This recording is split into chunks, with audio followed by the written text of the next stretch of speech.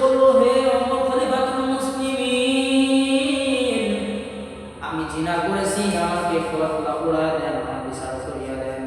খলিফাতুল মুসলিমিন বললেন, তুমি জিনা করছো? আমি জিনা করেছি। খলিফাতুল মুসলিমিন জল্লাদকে বললেন, জল্লাদ রেডি? বলল, হ্যাঁ জল্লাদ রেডি। খলিফাতুল মুসলিমিন যখন মারতে যাবে, খলিফাতুল মুসলিমিন যখন তাকে মারতে যাবে, ওই খলিফাতুল মুসলিমিনের পাশে বসা ছিল ওমর, আলী রাদিয়াল্লাহু তাআলা আজমাইন। আলী রাদিয়াল্লাহু তাআলা বসা। আলী রাদিয়াল্লাহু তাআলা বলেন, ওমর খলিফাতুল মুসলিমিন, আপনি মহিলাকে মারবেন, মহিলা অপরাধ করেছে, কোনো সমস্যা নাই, তবে মহিলার গর্ভে যে বাচ্চা আছে, বাচ্চার কোনো তো অপরাধ নাই, একে মারবেন কেন? খলিফাতুল মুসলিমিন বললেন, ঠিকই, মহিলা জিনা করেছে,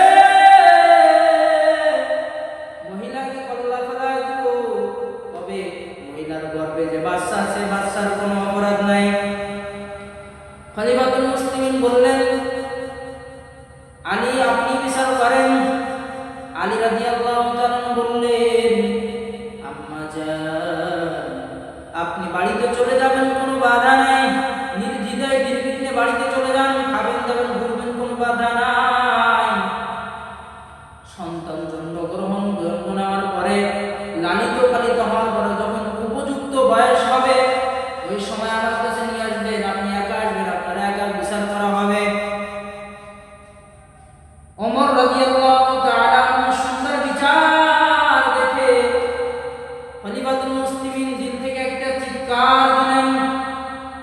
চিৎকার দিয়ে বললেন, লাউলা আলী লাহালাকা ওমর, আজকে যদি আলী না থাকতো, আমি ওমর হয়তো ধ্বংস হয়ে যাইতাম। এ আলী কেমন আলী ছিলেন?